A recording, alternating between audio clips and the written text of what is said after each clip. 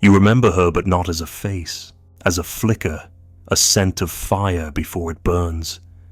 You saw her once in the eyes of a woman laughing at nothing, in the shape of a shadow behind a locked door, in the way a wine glass cracked when no one touched it. She is not one woman. She is the ache beneath every smile that never reached the eyes, the tremble behind every bold desire. You thought she wanted truth, but she kept turning away when you showed it. You thought she wanted love, but she smiled only when you suffered. You gave your tenderness, and she yawned. You held back, and she leaned closer. Something in her devours what it desires and grieves what it gets. She is not cruel. She is chaos pretending to be innocent. She is a mirror that shatters when you stare too long. She dares you to see her and punishes you when you do. You have chased her through every lifetime, haven't you? But every time you arrive, she's already vanished, leaving only a perfume of danger and a memory you cannot prove was ever real.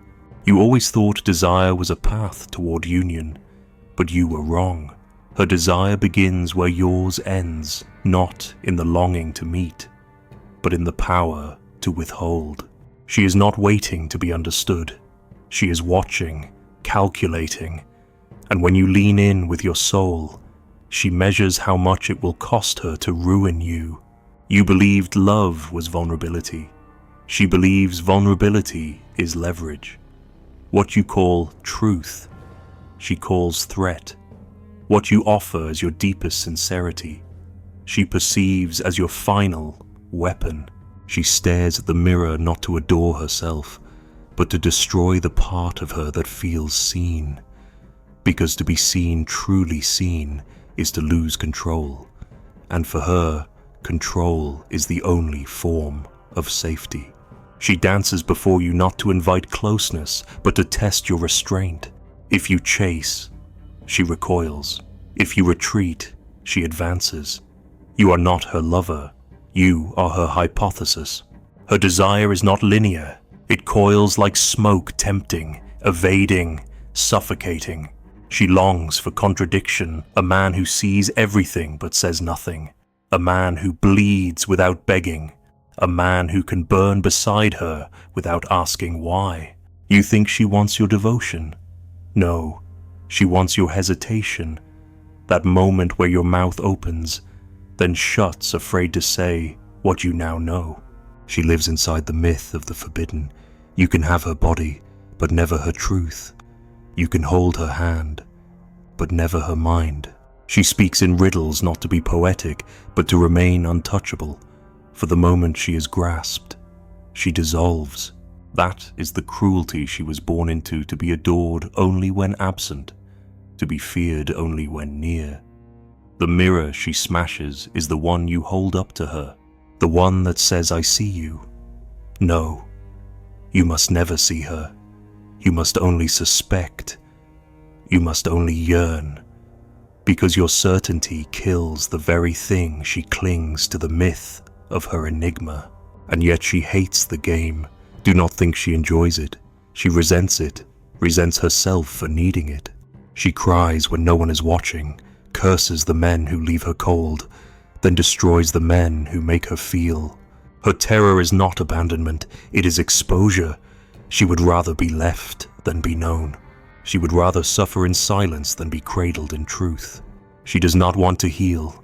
She wants to keep bleeding in ways that make her beautiful. Her scars are not regrets, they are weapons. You once tried to save her. You remember, don't you?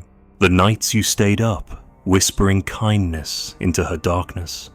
The mornings you waited for warmth in a gaze that only offered distance. The way she leaned into your shoulder, only to vanish the moment you exhaled. She hated you for loving her gently. She needed to feel that her chaos could still dominate your discipline. So she turned cold, cruel, distant until you shattered. And then, when you turned to leave, she softened. Because it's not love she's guarding, it's the balance of control. Her seduction is not sexual, it is existential. She makes you question your strength, makes you doubt your clarity. She spins webs of silence, half smiles, elliptical answers. She doesn't lie, she fragments the truth, so that even when she speaks, you are more lost than when she was silent. Her favorite weapon is ambiguity. Her favorite prey is the man who thinks he understands her. She lets him believe, and then she pulls the ground from beneath his certainty just to remind herself that power is safer than love. You may think she is manipulative, but that word is too soft, too moral. She is not playing a game. She is surviving one. In her world, sincerity equals danger. To reveal is to be destroyed. So she became destruction before anyone else could try. She became the flame rather than the moth. And every time a man dared to reach for her truth, she burned him not because she wanted to, but because she had to. The cost of being known was too high, so she built mirrors made of smoke, and when you tried to reflect her soul, she shattered them, not out of hatred but fear. And you fool that you believed you were different. You believed that if you just listened enough, gave enough, proved yourself pure enough, you would earn her revelation. But the more you offered, the more she recoiled, because in her world, purity is pathetic, kindness is weakness, and love is a noose disguised as a necklace. She has worn that necklace before. It left bruises.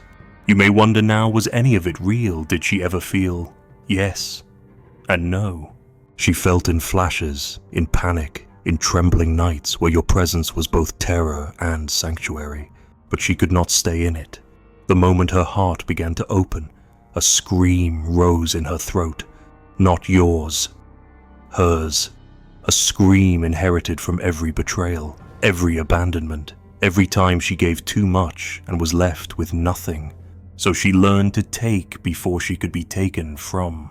She collects lovers like weapons, not trophies. She chooses men not for their beauty, but for their blindness. The blind man cannot see her contradictions.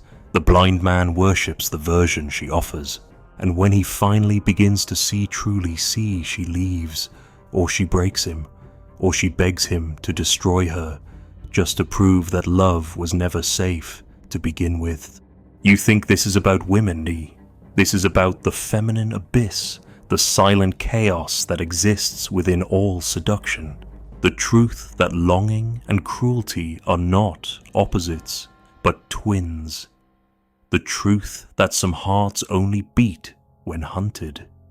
Some souls only speak when defied. You have not loved her. You have loved your fantasy. She let you, because your fantasy protected her from being known. And when you tried to peel it away, she punished you not because you were wrong, but because you were right. You wonder now whether you were ever enough. Foolish question. She does not want enough. She wants tension. She wants a man strong enough to hold her darkness without flinching and foolish enough not to name it. She wants you to kneel without surrendering, to burn without screaming, to see her without speaking it aloud. You gave her love. She wanted madness. And still she thinks of you. She wonders what would have happened if she had let you in. But the moment that thought rises, she drowns it in laughter, or another man, or 1,000 other distractions that cannot see her the way you did. She doesn't want to remember, because memory brings shame, and shame brings truth. And truth, the naked, unfiltered kind, is what she fears most of all.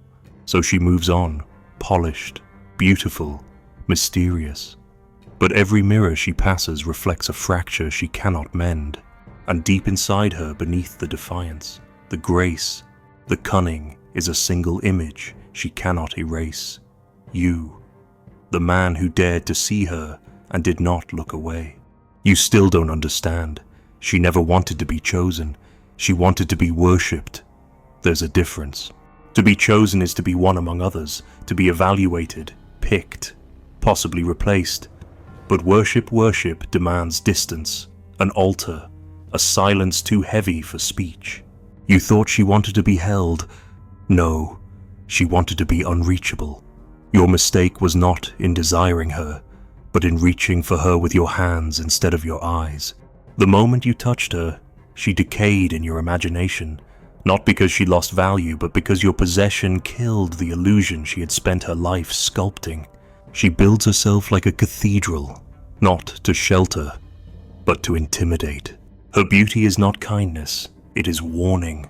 Her silence is not peace, it is calculation. She is not the girl you dreamed of. She is the ghost you were never meant to survive. Every glance she grants is a test. Will you bow? Will you burn? She wants to be craved in agony. She wants to be the reason you suffer. She wants to be the unclaimed prize, the forbidden flame, the queen without a crown, because she knows the moment she is possessed, she will be dismantled. You thought you could win her with truth, but truth is not currency in her temple. In her temple, only intensity matters, only dominance and surrender. In a rhythm she controls. You offer clarity, she responds with shadows. You offer stability, she vanishes. Because love, to her, is not a sanctuary, it is a battlefield where only the most cunning survive. She wants loyalty, but only from those who do not beg for it. She wants adoration, but only from those who can rip her apart. She desires to be conquered, but only by a force she cannot predict. She prays to no gods, she only kneels when no one watches. And even then, it's not prayer, it's rehearsal. She is preparing to become myth. You were merely the latest script she memorized. You think you touched her, you think you saw her soul fool. That was the costume she wore to keep you spinning. Her soul is buried beneath masks of masks. She does not seek connection, she seeks impact. If she cannot be loved forever, she must be remembered with pain. Your suffering is proof that she existed, that she mattered, that her absence echoes louder than her presence ever could. She doesn't want to be loved, she wants to be necessary. She wants you broken enough that no other woman feels real again.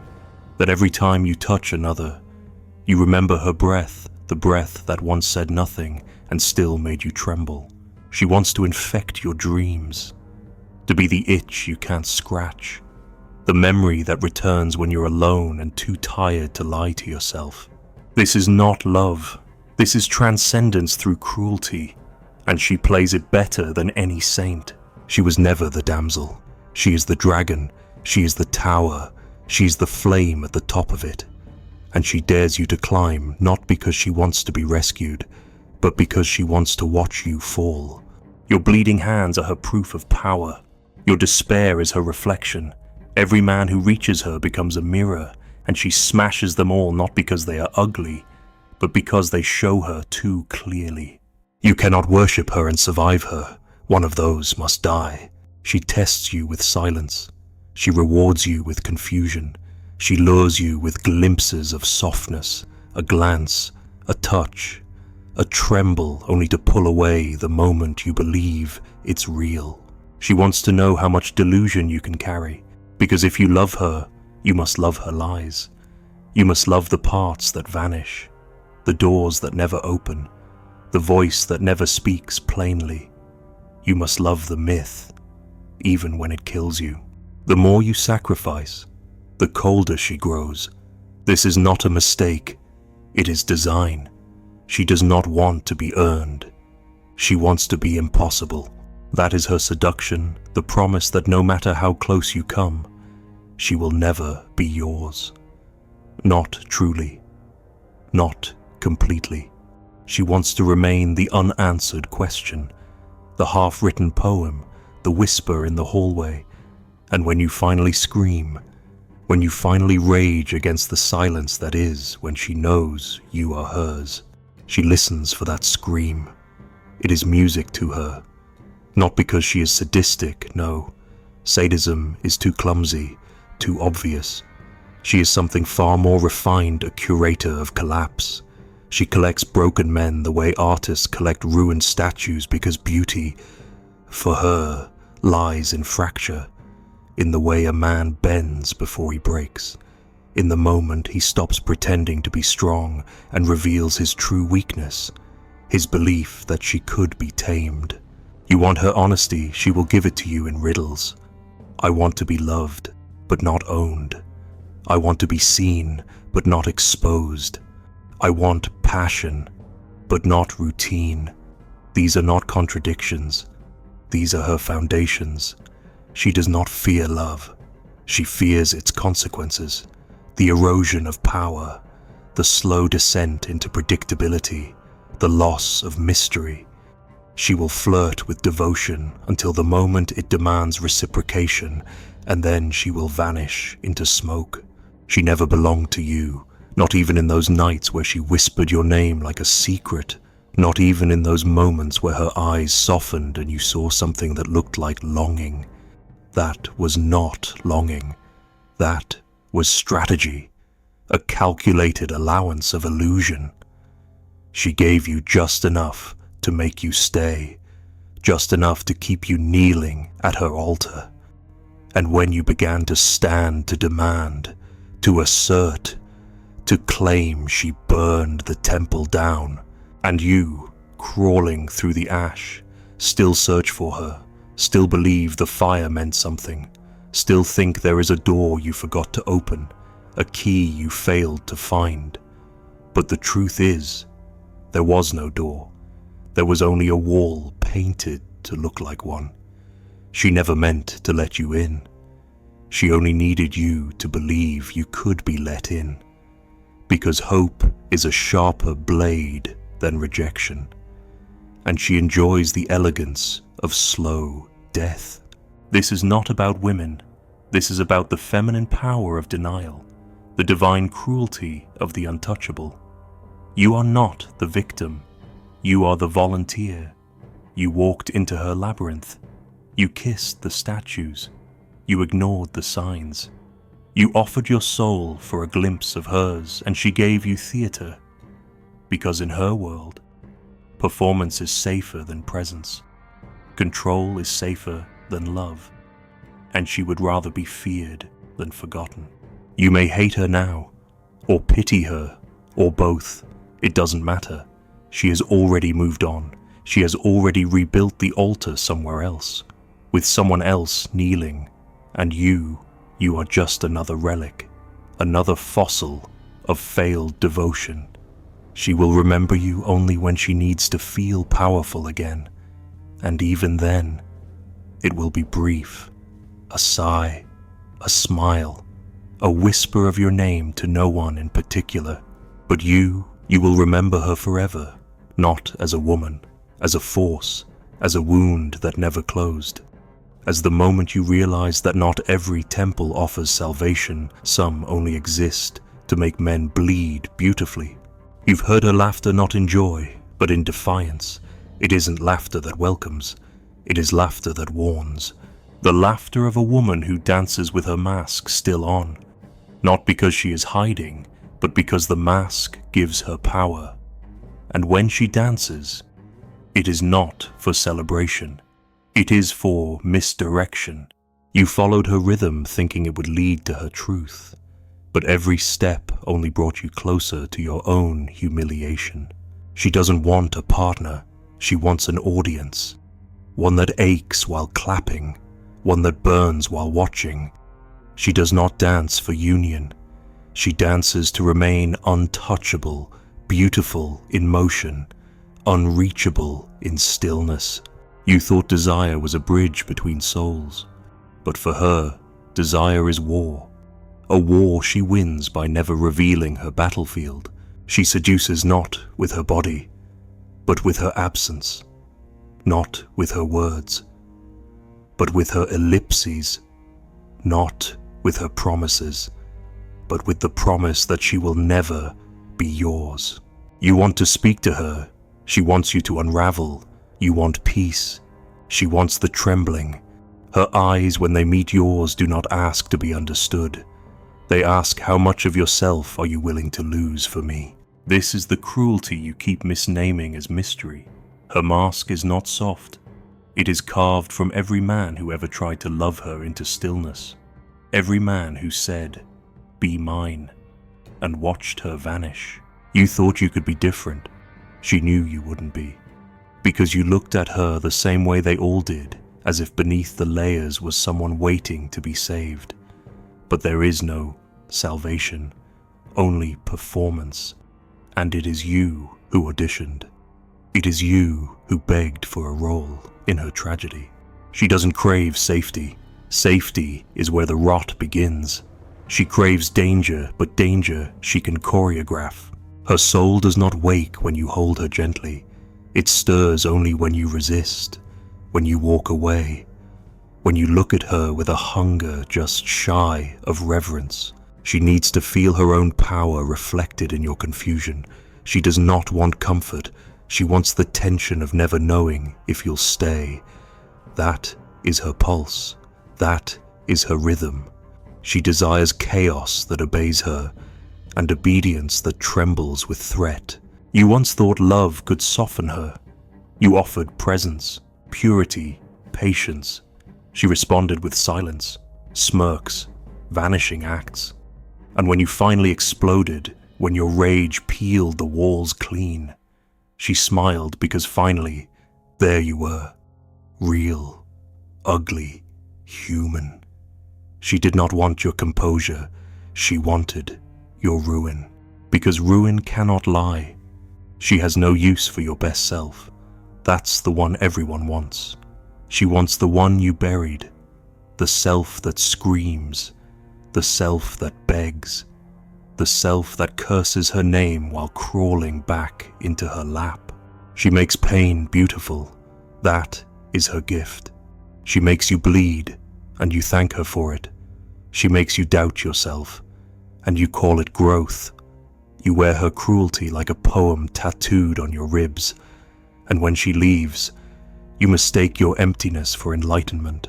But there is no light in what she offers, only clarity, and clarity in her world is a knife, because it shows you what you are, a man who gave everything to a woman who never intended to keep anything. She lives in your memory now, not as she was, but as you wished she'd become. The vision you had of her still dances when you close your eyes. That smile, that pause, that breathless way she whispered your name. None of it was real. It was the mask, and you loved it more than any truth she could have given you, because truth is dull, truth is stable. The mask was fire. You ask yourself, why did I stay? Why did I tolerate the coldness, the vanishing, the confusion? Because you needed to suffer, not in some masochistic, poetic way, but because suffering made her real. In pain, she finally existed. In pain, you could finally feel something, and she, the goddess of chaos, ensured there was always more pain to feel. Not because she is evil, but because she is trapped in a dance she cannot stop, with a mask she cannot remove, performing to an audience she both despises and needs. There were moments brief, blinding, where you saw behind it, where the mask slipped, her voice cracked, her gaze softened, her walls fell. And in those moments, she looked afraid, not of you, but of what she might become if she stopped the performance. Vulnerability, for her, is not a wound, it is death. The death of her control, the death of her myth, the death of the only power she's ever known. So she retreats, back to the mask, back to the dance. You still don't understand the danger. You think this story ends, that you'll forget, that she'll fade, but her spell is permanent. Not because of who she was, but because of what she awakened in you. She turned your desire into obsession, your tenderness into shame. She rewrote your idea of intimacy with silence, with withholding, with the sacred cruelty of never being enough. And now, every woman you meet walks in her shadow. Every touch feels counterfeit. Every gaze lacks her fire. every love feels like a lie. You say you want to move on, but you keep telling her story over and over, to friends, to strangers, to yourself. You call it a warning, but secretly, it's a prayer, a wish that she hears you, a hope that somewhere, in some cruel corner of her soul, she regrets, that she misses, that she remembers, but she doesn't. She only remembers power, and you only remember pain. Still, some nights, when her mask is off and the lights are low, she feels it too, the ache, the echo, the man who almost saw her. She doesn't cry, she doesn't apologize, she just closes her eyes and tells herself it was necessary. That closeness would have destroyed her, that love was too sharp, a blade. And then she smiles, not because she's happy, but because the mask is back on, and the dance must continue. You will not be the last. She will break others. Some will worship her, some will fear her, some will walk away too soon to bleed, but none will forget her. That is her power. Not in being loved, but in being unforgettable. A ruin more beautiful than any cathedral. A fire that leaves no ashes, only smoke and silence, and the memory of light. And you are no longer who you were. You are what she made. A man who knows that not every woman wants truth, that some only want the illusion of being revealed, that some would rather be gods than companions, that some do not want love. They want worship followed by exile. You offered your soul, she offered her performance, and in the end, it was not love that broke you. It was the realization that she never removed the mask, not even once. You wake to silence, not the silence of peace, but of absence, the kind that hums like a wound no one sees. A door you left open, still waiting for footsteps that never return. Somewhere, far from you, she is dancing again, beneath moonlight or chandelier. It doesn't matter. Her mask is intact. Her gaze is sharp. The stage resets. And you are the man who dared to believe, who mistook a performance for presence, who kissed a mask and felt fire. There is no resolution, no ending, only the echo of her footsteps in your memory, soft, fading, eternal. You reach for sleep, but her scent remains. You blink, but her eyes still haunt. You speak, but the words sound like hers. The dance is over, but the music plays on inside you, quiet, relentless, unnamed.